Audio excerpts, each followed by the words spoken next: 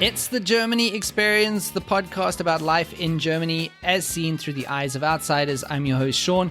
Visit thegermanyexperience.de for more information about the podcast. And right now, I am still on a break from the podcast. There's going to be no new episodes yet, but I am still posting reruns from 2020. And this week's rerun is Montana Showalter, who spent a year as an exchange student in Germany. She happened to start a YouTube channel documenting her observations, which really took off. This episode went out in May 2020, and it is, to date, my second most downloaded episode of all time. Here is Montana talking about her experiences as an exchange student in Germany.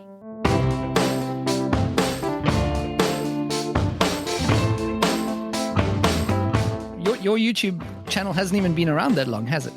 No, I started it in August of this past year just because I knew I was going to study abroad and I figured it would be a good start. Yeah, so you started. Well, we'll get to that. I've got some questions for you later on about your YouTube channel and what that's been like for you. But the reason that I asked you to be on the show is because I think you've had quite an interesting story for the past year at least, because as you said, you got into an exchange program. So maybe we can start by just give me some background about who you are and then how you ended up being in an exchange program in Germany. Okay, so my name is Montana Showalter, and I was a high school student in Richmond, Virginia, and I was in a special program for international relations. And previously, one of my friends from that program, he was older, he attended this program called CBYX, or Congress Bundestag Youth Exchange Program. And then he mentioned that to me and I got really interested. So it's basically a program that works together, that partners the Congress in the US with the Bundestag in Germany. And they send students from the US to Germany and then vice versa. So German students get to go to the US as well. And it's fully covered by a scholarship or a stipendium. And so I applied to that. It was a whole long process of writing essays and interviewing. I actually flew to Texas to interview. Wow. And then after that, we were selected, got to go to Washington, D.C., and from D.C. flew to Germany. So it was very crazy. That's whirlwind. Mm-hmm. Why specifically Germany? Do you have any connection to Germany, or did you just think that would be a cool place to visit? Honestly, I never had my mind set specifically on Germany. I really wanted to study abroad in Spain because I had originally learned Spanish, but it was really expensive. And this program with Germany was covered by a scholarship. So I started looking more into Germany, realized that my last name is German, I've got German family, and it all just sort of fell into place. And I figured it'd be really cool to learn a language just from the start. So yeah, I'm really glad that I had the experience to do that. Yeah, we'll get to the language learning because I think that must have been quite a challenge for you. So in a video that you posted called "Who Am I?" and I think you posted it in January of this year. So just before the whole coronavirus thing was starting, I should imagine. And it's a video essay that you wrote, and you said that you were before you left, you were the girl with good grades, a lot of extracurricular activities. So who exactly were you back then? I was definitely motivated by school and by grades. I think that the way our system of university is set up in the US, a lot of students are like that because you're constantly trying to have extracurriculars and activities that look good in order to get into college. Right. And so that was really what was on my mind. I was stressed out a lot and didn't do activities that I wanted to do. It was more trying to get into college, which, don't get me wrong, I really liked those activities like debate, and I rowed for my school's crew team. But once I got to Germany, I really got to try new things that I wanted to do. And I wasn't doing them for an application. I was doing them out of enjoyment and meeting new friends. And it was really amazing. Yeah. So that's must have been kind of like a weight off of your chest to just be free, basically, to a degree. 100%. It was so freeing just to go out and go for a run instead of having to focus on studying for the SATs. Yeah. So what were those first few weeks like for you when you arrived? Well, part of the program that I was doing, CBYX, we spent our first month actually living in a castle in Germany at a language camp.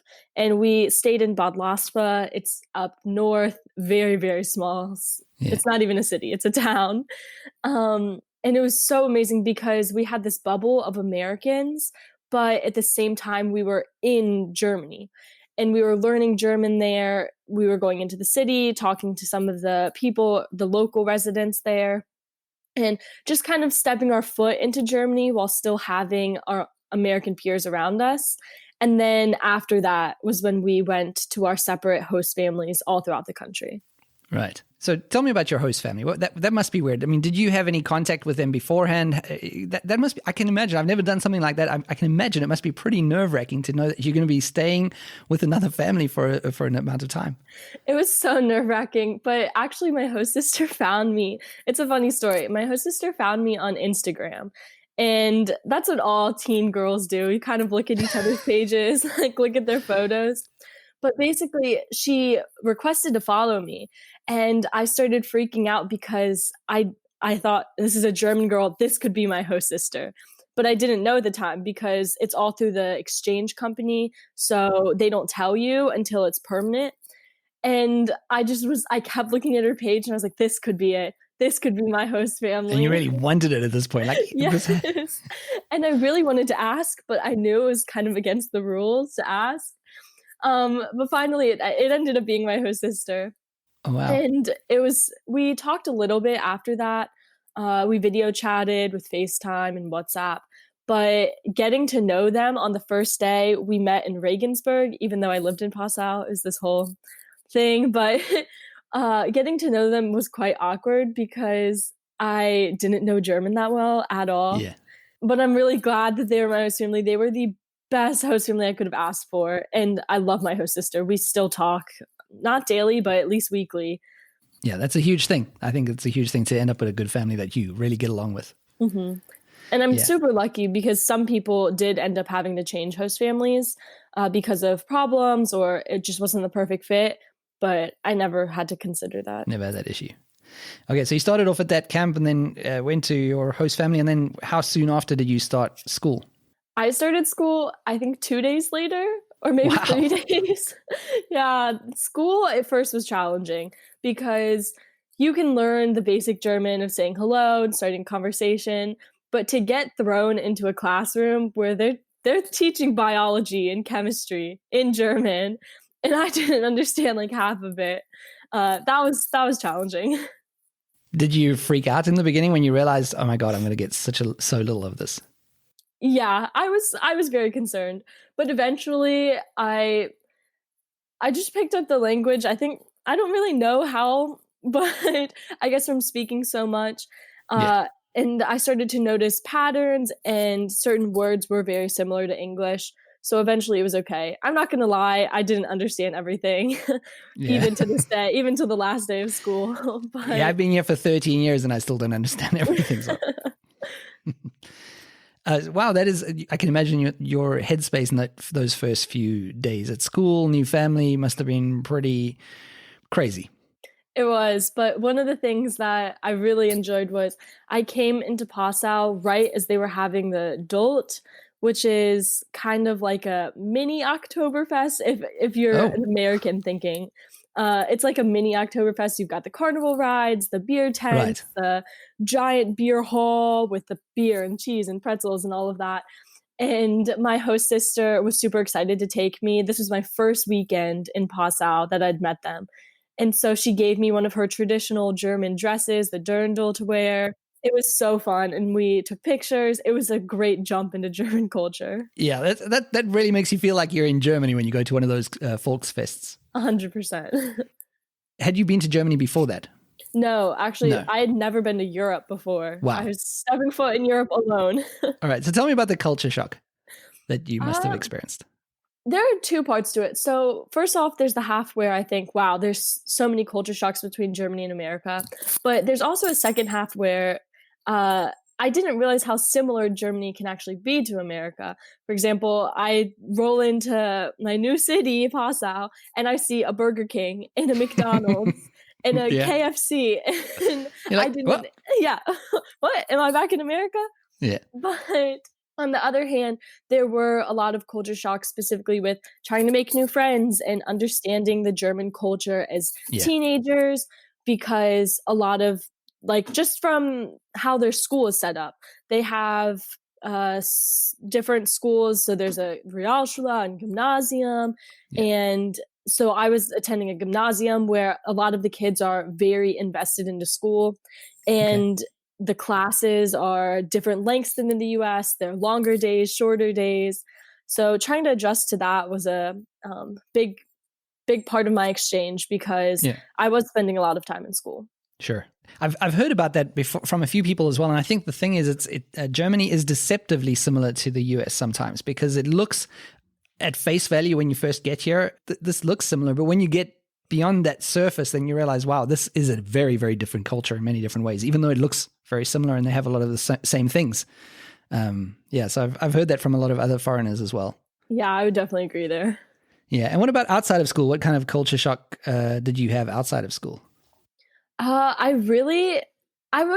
don't know if this would be considered a culture shock, but the way Europe is set up and being able to travel in Germany as a country and just between countries in the European Union was so amazing. I really took that experience and ran with it, because I traveled a bunch while I was there. And it was amazing to see how often people used public transportation and how little people used cars. And one of the biggest culture shocks, I think, was finding out how much gas costs in Europe and in Germany. I could not believe how expensive it was. Yeah.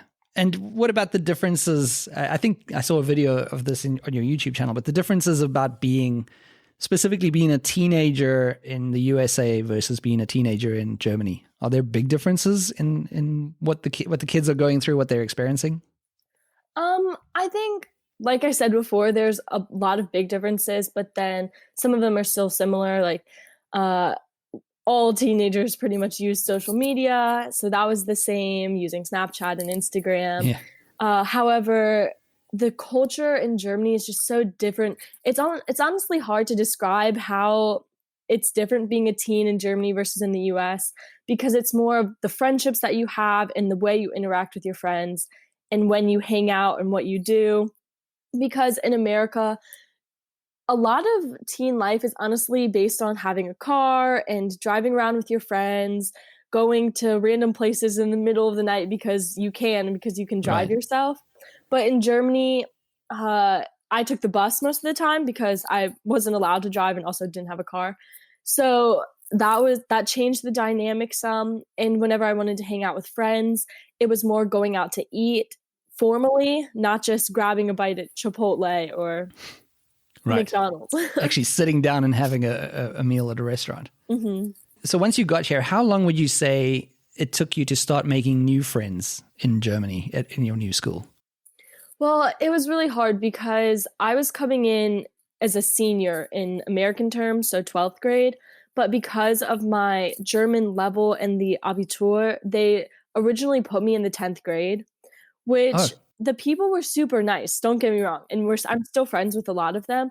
But that age difference was pretty big. It's big at that point. Yeah, 15 versus 18 is kind of a big difference. So it was harder to make friends in school at first. I became super close with another exchange student from the Czech Republic, which was really cool because eventually she took me to the Czech Republic and I got to stay with her and experience that whole culture too. But other than that, I started cheerleading in Germany. Which is an American sport, but that was really amazing. And I made so many good friends because it was a bunch of girls my age. Yeah. How different is cheerleading in Germany from USA, or is it pretty much based on the US model? So I never cheered in America. So you can't comment. No, I started in Germany. But based on what I think about cheerleading in the US, we have a lot more tumbling and tricks, and I hate to say it, but it's a lot more advanced in the US. Yeah. But German cheerleading is very much based on American cheerleading. And it was actually really funny because they all loved it when I counted and said the 1, 2, 3, 4 because they said it sounded so American. Well, I am American, folks. Yeah, that was my answer. So you had a few months where it was a bit more difficult, and I guess you had a few months where you were still developing your German skills as well, right? Mm-hmm. Yeah. Yeah. And how long did it take you to? You said earlier that you're still not 100% fluent, that you could understand everything, but how long did it take you to that you could have an everyday conversation or deal with everyday situations? I think after October. So I had August in the language camp. Honestly, I didn't learn too much there because you're still with a bunch of Americans speaking English. Yeah. And then September was a bump. Like, it was hard transitioning. And my host family spoke pretty fluent English, but it was almost a rule to only speak German, even though I didn't understand. I could ask, how do you say this in German? Yeah. But we started to only speak German, and that's what helped me the most, was constantly using the language and hearing these new words. So I think by November I could have some pretty good conversations and I was understanding more in school. Yeah. So what would you say were some of the highlights for you during your time in Germany? Well, with my organization, we had a mid-year seminar up near, it was in Oberwesel, near Koblenz. Okay. And we met back up with some of these German Betreuerin, or I guess counselors, kind of. Right. And they helped us go over what we'd learned so far. And that was a really amazing part because we could hear about how all of our other exchange peers had been living and what they'd been doing. And we also got to go to a bunch of places in Germany. Another highlight was in the first week of January, I went up to visit my best friend Sophia, who was living in Unna, which is in Nordrhein-Westfalen. And we took advantage of this, what was it called? Not Bayern ticket, because that was what I used in Bayern. Right. But it's something similar. Something similar to a Bayern ticket. And basically lets you travel in the region as much as you want over a weekend or something, right? Yeah, for the whole week. And so we got to travel and it was super cheap. And we went to, I think, 7 different cities in Germany in 5 days. And that was really fun. Yeah. Yeah, it comes back to what you were saying, that Germany and Europe is really set up for travel. You can just do it, well, before all of this is happening, of course. Yeah, not anymore. No, not at this point. I think they're starting to ease up everything right now, but it's travel has been absolutely impossible at the moment. Yeah, that's a really interesting point because where I was living in Passau, it's 10 minutes from Austria, 30 minutes from the Czech Republic. And now talking to my host family, they say it's so strange because they've closed that border with Austria. And so the cafes that they used to go to that were 10 minutes away, they legally can't go there anymore. Yeah, it's amazing. Very strange. Mm-hmm. So you were, how long had you been in Germany when the whole coronavirus thing started becoming a problem? 7 months? 6 months?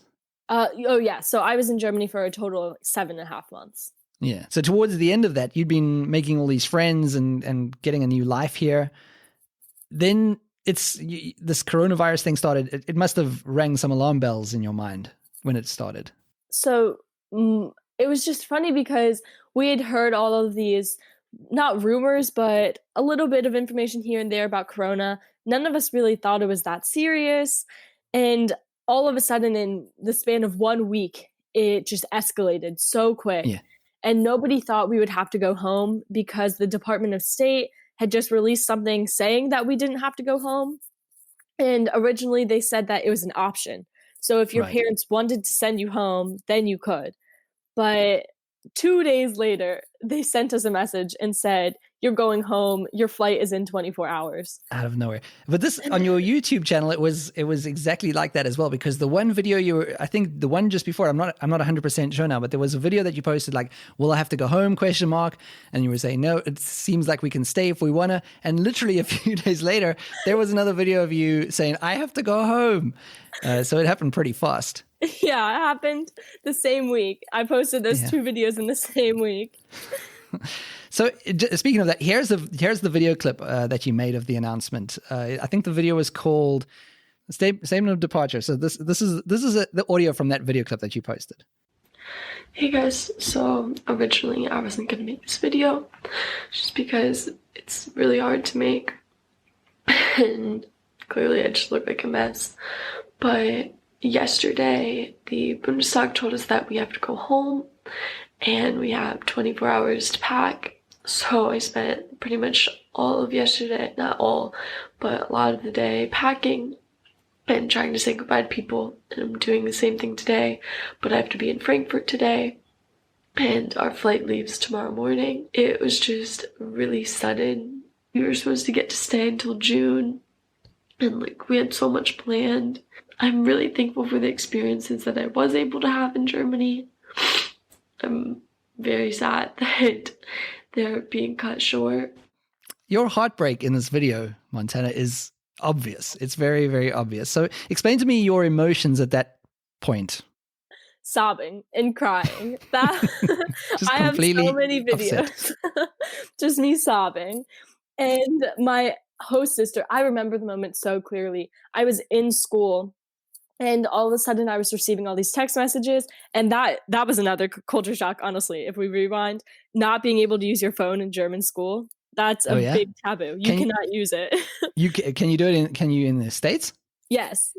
Kids use their phones all the time in school. In class as well? Yes. Wow, that must have been a huge thing for you. Yeah, so I'm honestly self-incriminating because I was using my phone in school. It was because I was getting a lot of messages.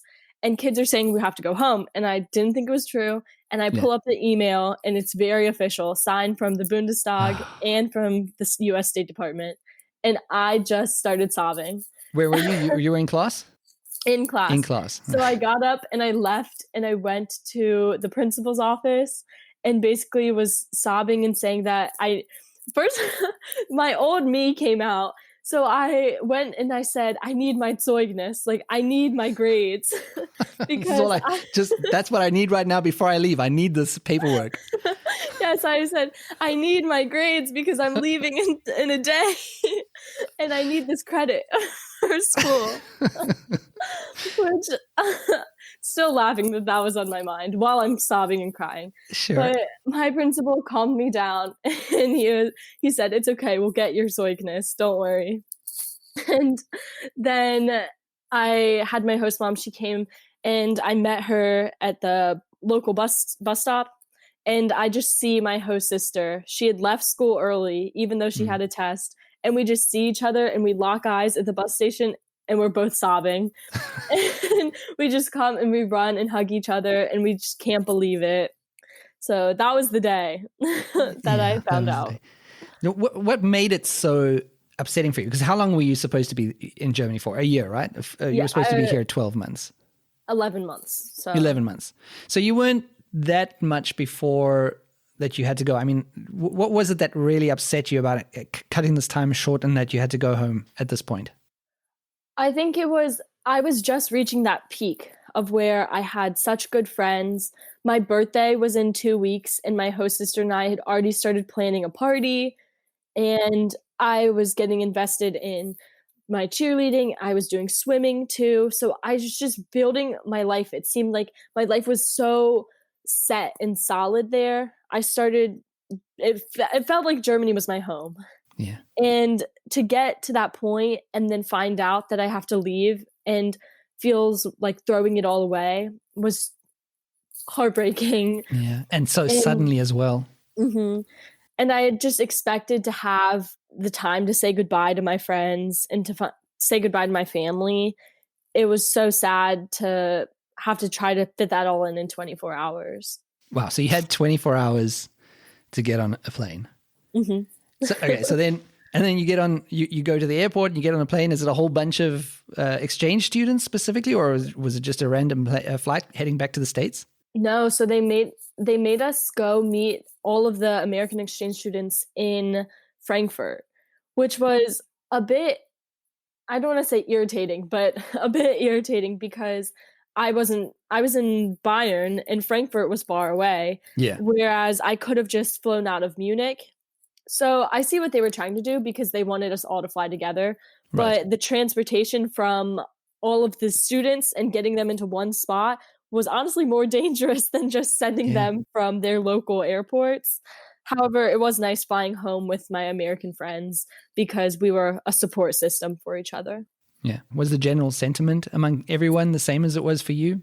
Pretty much sad? I think so. It was very sad. Some people were leaving earlier anyway. So when they sent out that first email saying you have the option to leave, a few kids chose that, which was they had different sentiments because they knew they were saying goodbye to Germany and they made that decision themselves versus the few of us or the majority of us who didn't want to leave.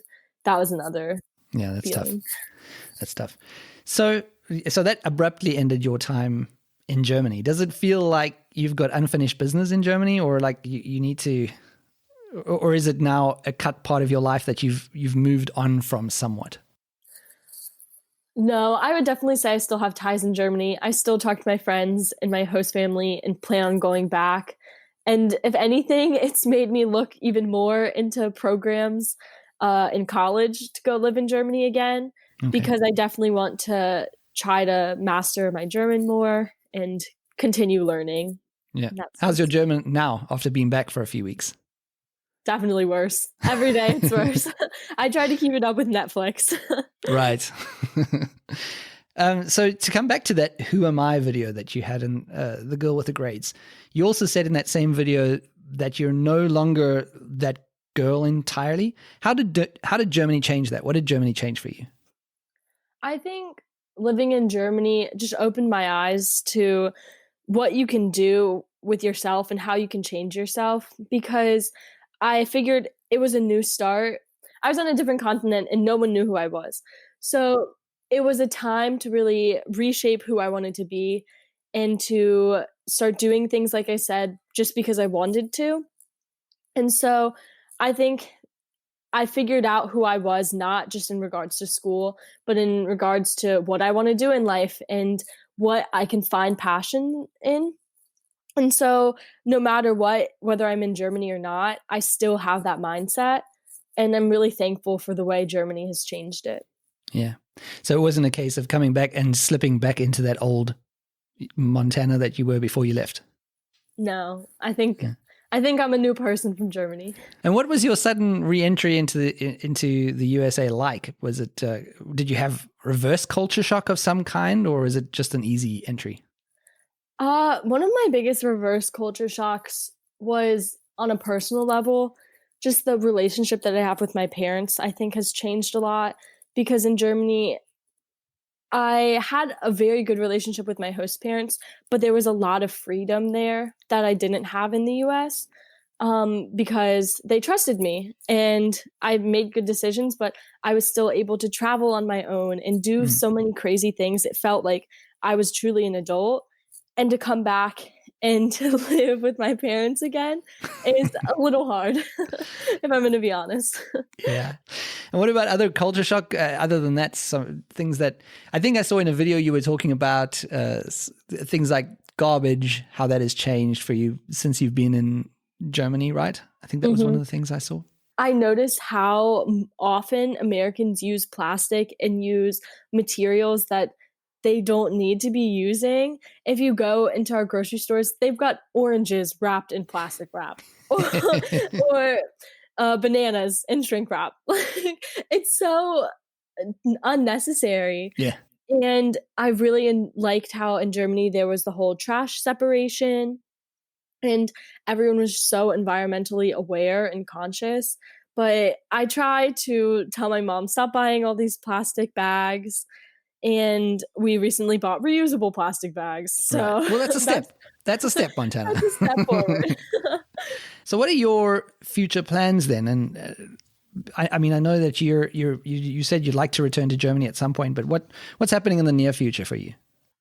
So I'm actually committed to the University of Virginia. There was a whole video I posted on that because I was conflicted with American schools and European university as well.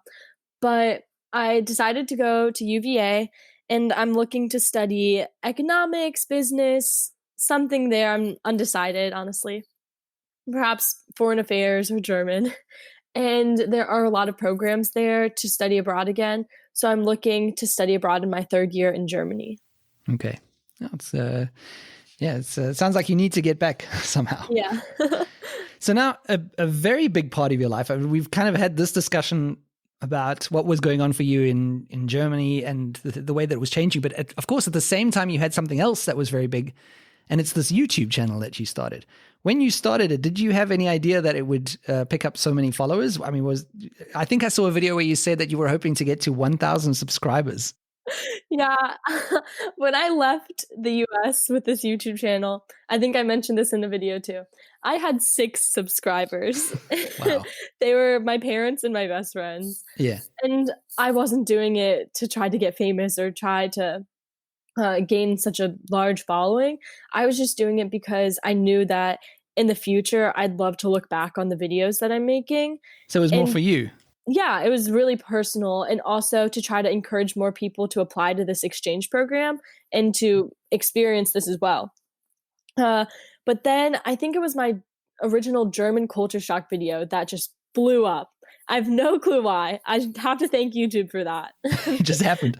Yeah, it just happened. It was their algorithm, I think. What was that like? Did you wake up one morning and check the views and go, "Whoa, this must be a mistake"? Yeah, it reached 1,000 views, and I thought, oh my gosh, 1,000 views. Amazing. This is crazy. And then it just blew up. I don't know how weeks passed, and all of a sudden I saw more and more people watching my videos, and I loved seeing the comments. That's honestly my favorite part, because I was hearing from people who either did exchange years and were saying how they relate so much to what I was saying, or people who my favorite is when people would comment and say, I saw your videos and now I want to do an exchange year. Because it just felt good to know that these videos are helping people or encouraging them to do something. So what do you think it was about your channel that people related to, or that made it grow so quickly? I think that, so as I was in America, I watched a lot of videos about Americans in Germany. And I watched this one YouTuber, her name's Alexis, I don't know her last name, but she has a ton of videos about Germany versus America. However, all of those YouTubers tend to be older. They tend to be expats who are in their 20s, 30s. There are a few people who are soldiers living in Germany, and so they're 30s or 40s. But this niche of being a teenager who's not German, but living in Germany, it wasn't filled. There was this hole. Yeah. And so But you didn't even know that there was that hole, I guess. No, not You weren't at even all. looking for a niche. You were just being yourself and putting it out there. Yeah, I was just making these videos because I thought they were fun. And then I think that that's what made people kind of watch them, because it was a new perspective that wasn't really on YouTube yet. And it's a very different perspective than most people, because I was experiencing parts of German culture that most outsiders wouldn't experience, because when do you move to Germany? And you're 16 or 17. Yeah. And I think a big part of it, just talking about it from a personal point of view, but as well, when I watch your YouTube videos, there's not much pretenses there. You're just, you can see, and it comes across that you're being authentic and yourself. And I think that is also a lot of what people would latch onto and relate to. Yeah, I try to be honest as possible, and I write down, or I used to write down things in Germany. Whenever I would notice something strange or different, I would write that down, and I would just keep these collections of lists.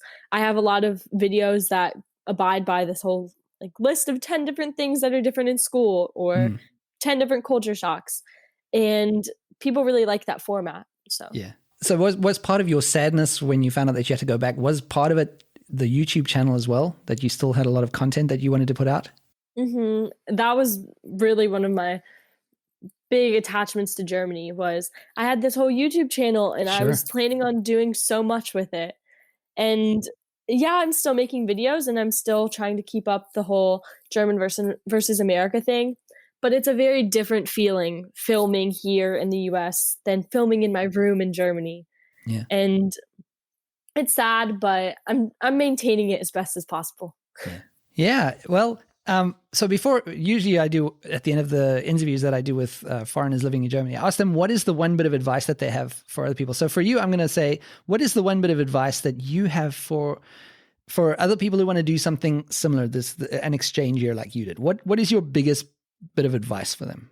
I would say do what you can to make the most out of your exchange year. So whether that be traveling, I know not everyone has the financial means of traveling so much during their exchange year, but you can meet as many new people as possible, talk to everyone, try to share your perspective with people, because you'll find a lot of people who are willing to listen. You just have to be the person to step out and say hello and introduce yourself. So trying to be open and doing everything you can is really the best piece of advice that someone could have given me.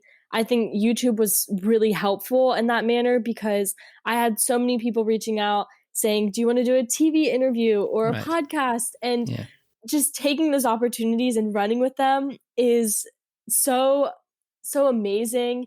And I just know that in the future, I'm going to look back on this moment in my life and realize how cool it was that I had the opportunity to do so much. So being risky and taking those chances is all I can say. There you go. Montana, thank you so much for coming on the podcast and speaking about these things. And I wish you all the luck going forward and with college and also with the YouTube channel. Thank you so much. I really enjoyed talking to you today.